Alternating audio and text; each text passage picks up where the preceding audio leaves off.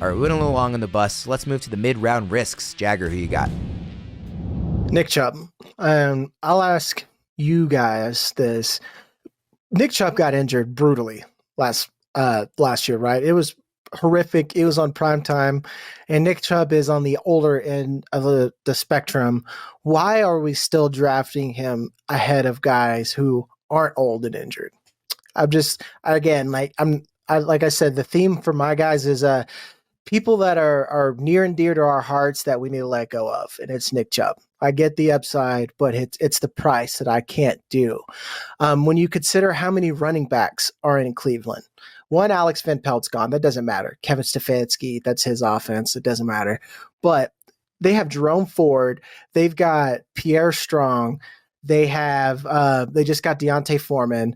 They've clearly prepared with their offensive moves for Nick Chubb to either A, not be available right away, or B, not to be 100%, which is actually both those things could be true.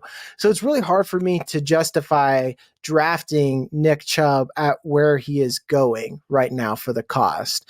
And like all the things you said about Derrick Henry that we said about him, you could have said about Nick Chubb. He's been a freak of nature and one of the best running backs ever. But I do think that he is a little bit more human than we are letting on. Like, say if Derrick Henry had this gruesome of an injury, I'd be saying the same thing about him. And again, I think he is like the juggernaut. So, yeah, I think people want Nick Chubb to be back in his usual self because, a lot of people would make the argument he's the best kind of just pure rusher in the NFL, or at least has been the last couple of years. A really fun running back to watch. But yeah, I just don't think you can possibly overlook an injury to that degree. Erickson, what do you think about Chubb this year? I really don't know where to rank him.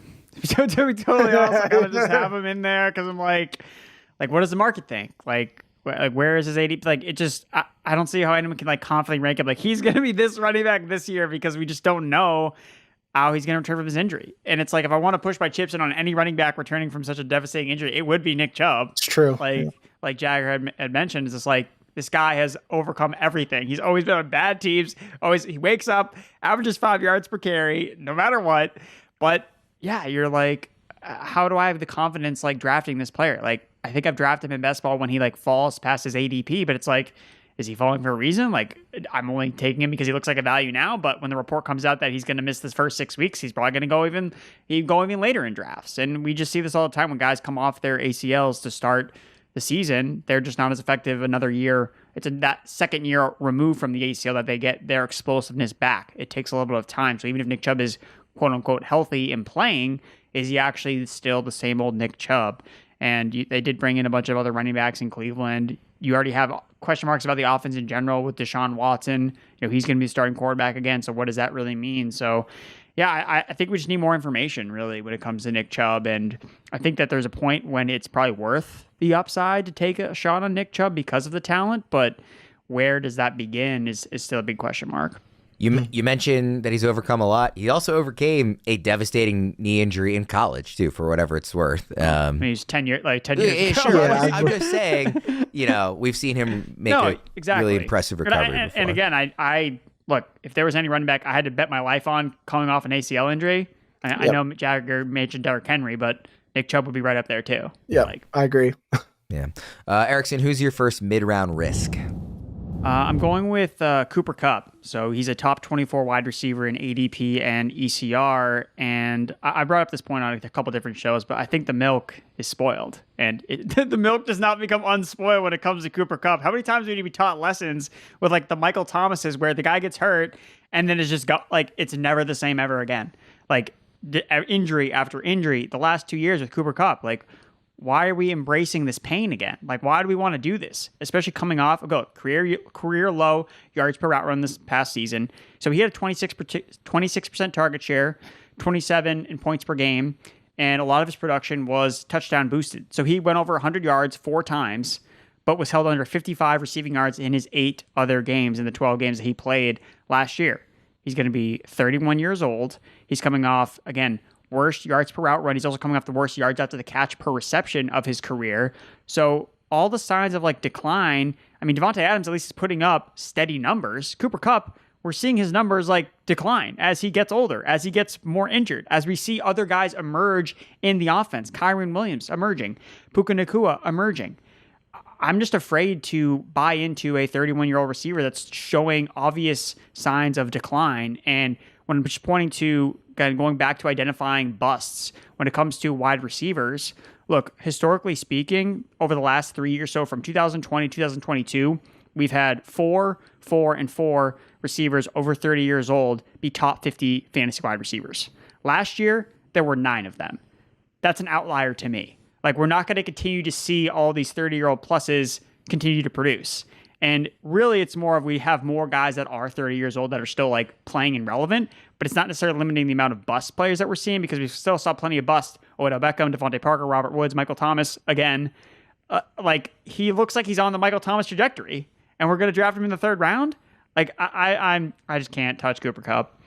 Yeah, Amen. I think that makes a lot of sense. Jagger, where would you be comfortable drafting Kupp? At what point are you saying, okay, I think it's time to pull the trigger?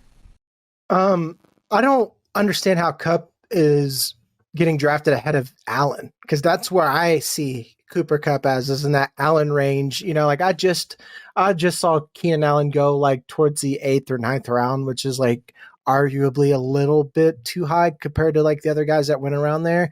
To me, that's where you go. Like, that is baking in the price of an older prospect, or I'm calling her a prospect, an older vet at that point. That's baking in the price, and then you have a value, because there comes to a certain point. It's like you said, we've had 2 years of injuries, and then we have years of evidence that, like, all right, you turn 30, them injuries just don't heal and snap back like they used to, and they just start to compound. I don't know about you guys. I am 32. I could barely have a beer anymore and recover, let alone I actually like hurt myself or anything like that. And like, that's again, it's kind of detaching the emotions and the love that we have for these players that have been so good for us. It's like, yeah, I think Cooper Kupp's a draftable player, but round three, guys, like, you're better off drafting even the rook. I'd rather risk it on the rookie, like Malik Neighbors or something around that range, you know? I'm sure Erickson will agree, Jagger. I love having you on because you keep hitting on all the stuff we've talked about recently. Erickson just turned 30 recently, and we were giving him some advice on how he needs to stretch more and make sure he's taking care of his body. I'll be 32 later this summer, and I play a lot of like adult rec league slow pitch softball. Like, doesn't sound that competitive, and it's a running joke on my team how often I've gotten hurt since I turned 30. So I am right there with you and knowing exactly what it's like and how hard it is to recover. And I'm, a guy who runs around in the outfield a couple nights a week and swings at a ball. I'm not a guy who's taking hits from NFL defenders and trying to run routes and, be an elite athlete. So, and so speaking of recovery too, so I try to go to the gym, pretty consistently. So I went to the gym on Monday, did chest. I swear my chest hurt for like the next 3 days. And I was like, wait, this has never happened. And it wasn't like I hit it like extra hard. It was like, oh my God, like I just can't recover anymore. This is horrible. And that was 2 days after you turned 30? It's brutal. Yeah, it's immediately like the nature comes down and sprinkles. We're like, okay, you can't do anything anymore. It's like the reverse of Pixie Dust. Yes. Oh man, it's killer. But at least we're in our 30s, unlike Debro, who's in his 40s, or Fitz, who's in his 50s. Let's go to the next guy here, Jagger. Who's your next mid-round risk? It's Christian Watson. Jayden Reed is the most expensive wide receiver out of the Packers, and I think that's 2 things. One, he is the rookie that had the early draft capital that popped, so that's going to hold up his value.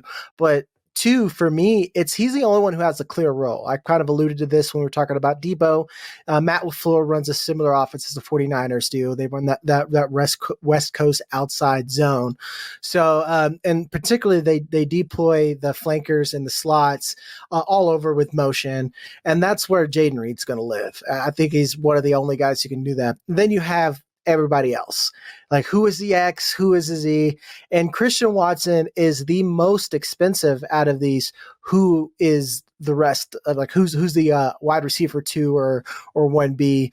He's the most expensive. He has, I think, the worst route running profile. He's basically a role player. I mean, I think he's the Deshaun Watson of Gabe Davis's. Let's just call it what it is. But he's built with Miles Austin's hamstrings. That's a deep cut for your older crowds. So with all of that, we're going to pay that value for Christian Watson when you could just get Dontavian Wicks or Romeo Doubs later. This is kind of like Andrew said. It's not even just Christian Watson by himself. I'm not going to sit there and say he sucks and all that. It's mainly injuries that's a problem. But I feel like he's a specialist, and why would I get him when I can get the same upside later? It doesn't make a lot of sense to me. If you're old enough that you struggle to recover from injuries and to drink beer, you might get that Miles Austin reference. Yeah. Erickson, we've talked a bit about Christian Watson on the show. Debro has talked about him as a very high upside guy that he likes to place a bet on at that stage in the draft. So he's, I think, a bit higher than you are. What's your kind of evaluation and ranking on Christian Watson right now? I mean, Watson's still way cheaper than he was last year. And I feel like we like all the same reasons we liked him last year as like a 4th round pick. I mean, I feel like they're still all there. The thing that's changed is, okay, the competition for targets in the Packers offense, you have more established guys, but there was also risk beyond Christian Watson's injuries last year was we had no idea what Jordan Love was going to be. Like we were drafting Christian Watson in round 4 knowing like, hey, Jordan Love might suck, but we're still going to take a shot on Christian Watson. So, well, now we know the quarterback doesn't suck. Okay, that's a plus. But then you have the downside of, oh, well, even if he is healthy, is he the number 1? And then you layer on the injury concerns. So I think that, look, I mean, if he's healthy, though, I think that he is the best receiver on this team. Like, I think that he's offered and shown a wide receiver 1 ceiling for stretches of games. Like, as a rookie, he was so electric. And I don't think that the price is really so egregious where I can take a shot on a guy that I think has a legitimate path to be a fantasy wide receiver 1 because we've seen him do it. Even at the end of last year, like when he was healthy, like he was scoring touchdowns left and right. So I still like Christian Watson at his price. And look, he's going to see like this super specialist about his hamstring injuries. Like the Packers are doing whatever it takes to get this guy on the field with his hamstring. So, Keenan Allen was injury prone his first 2 years in the NFL, and then he turned into an absolute stud. So I'm hoping Christian Watson, same thing with Will Fuller, right? Will Fuller showed flash his first 2 years. 3rd year in the NFL, wide receiver 6 in points per game. Like, showed that explosive upside, and then eventually got suspended for the rest of the year because he was on PEDs. Yeah. So maybe that's what it takes for Christian Watson. Give us like 8 games. But hey, I'm here for 8 games of a top 10 receiver in the 40s. I'll sign up for that. Christian Watson, if you're listening to this, go see Will Fuller's guy. Yeah. Dude, Will Fuller, man, you can't find anything on him. Like, he's just not on social media. Like, ever since he got cut from the Dolphins or just decided not to play, he just like went off the face of the earth. I miss Will Fuller. That's the big takeaway from this episode is bring back, where in the world is Will Fuller? Erickson, who's your last mid-round guy here? I'm going to go with another former Packer, Aaron Jones. So he's RB18 ADP and RB18 in the ECR, which I think is like a pretty fair price, but I'm just not like over the moon about the landing spot. When I wrote up, after NFL free agency, I thought that him landing with the Vikings was kind of like my least favorite of all the free agent running backs. Like, I liked Derrick Henry to the Ravens more. I liked Joe Mixon going to the Houston Texans more. So he's going to be, 30 in December. He's an older running back. We don't need to go to depth to find the Aaron Jones injury. He was hurt last year, right? And then he came back and had just an amazing stretch of production. And what did that get him? A $7 million contract, none of which is guaranteed with the Minnesota Vikings. You guys know what Dalvin Cook signed with the Jets last year? $7 million, no guaranteed. Dalvin Cook. Yeah. Where's Dalvin Cook now? Last we saw him, he was on the Ravens, backing up like 3 different other running backs. So I'm just very concerned. Like, this could be the last run for Aaron Jones. And I think Ty Chandler is really underrated as a number 2 running back. Like, the fact that Ty Chandler was a backup to Alexander Madison and basically just stole his job from him. Ty Chandler is a very capable running back. And Aaron Jones has never been a bell cow. So you're not necessarily going to get a touch monster with Aaron Jones. He has to win with efficiency. Okay, so how efficient is this Vikings offense going to be with a rookie quarterback, J.J. McCarthy, or Sam Darnold under center? Look at the last 2 Vikings running backs that have started for them. How good was Alexander Madison last year? Not good. How good was Dalvin Cook the year before? It was the beginning of the end for Dalvin Cook in Minnesota his last year on the Vikings. So I don't think this is a really great situation for him. I don't think that he is beyond super talented over the other running back in his backfield? Yes, I think Jones is a starter, but by how much?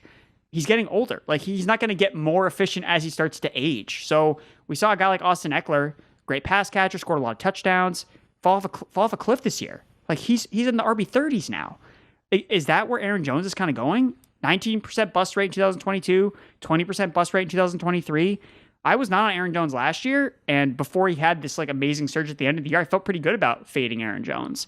And I don't really see his change of scenery landing with Minnesota, where you have Chandler, who has a capable skill set in his own right. He's already shown that he can beat out another running back. I'm just not like over the moon about Aaron Jones and RB18. I don't really like that price. I have him outside my top 24 running backs, like RB26, I believe. So for me, Aaron Jones, he's shown, for me, just I don't see it here with Minnesota. Quickly, Erickson, before I ask Jagger about him, the receiving production, because even when he has been a high-level fantasy running back, he's gotten a ton of that production from the receiving game. What do you expect his usage to be like in the passing game in Minnesota? I think it's going to be fine. Okay. I'm not like, oh, he's not going to catch any passes. No, I think they probably will, especially without TJ Hawkinson to start the year. But, I mean, number 3 receiver, still behind Addison, still behind Jefferson. And then what happens when Hawkinson comes back? Like, does Aaron Jones take a step up in that department? I don't know. So for me, I just don't think that I'm blown away by the landing spot with Aaron Jones as an older running back who, again, he's not going to be a touch monster. So what am I really buying with Aaron Jones as the RB18? Like, what's his upside if he's not going to see a lot of touches necessarily, or he's not going to be this uber efficient? Like, yeah, maybe he'll stumble into some games where he's catching a lot of passes out of the backfield. But how long is that going to last for? So, Jagger, how are you ranking Aaron Jones? I mean, obviously the super strong finish to the season, but injury and ineffective throughout the year before then. He's just outside my top 24 for the same reasons that Andrew's saying. Like I said, I think he's preaching the gospel there, and I think that the Vikings have become the pre-Shane Steichen Colts, which is like, why don't you just draft a new guy? Stop bringing in these old guys at the end of their career. Like, it doesn't work. It doesn't work. Because, like, you remember the Colts are like, man, we'll bring in Carson Wentz. We'll bring in Matt Bryant. It's like Phil Rivers. I think they had a different week 1 starting quarterback for like 8 straight years or something like that after Andrew Luck. Yeah. And this is what the Vikings are doing for running backs. So you have a good system. Just draft somebody, man. Like, anybody could be a little bit better than these old guys that you're paying $7 million. And to keep it short, Andrew kind of alluded this at RB18. You're buying him at a ceiling. Let's put it that way. Like, you're hoping he finishes at RB18, and that's not something I want to do for a running back on his 3rd contract. So that's just like, I'm out. I'm way out. Yeah, I'm in total agreement on Aaron Jones as well. In fact, I've gotten in arguments with my friends about how much he's worth, or in my opinion, really not worth, in leagues this year.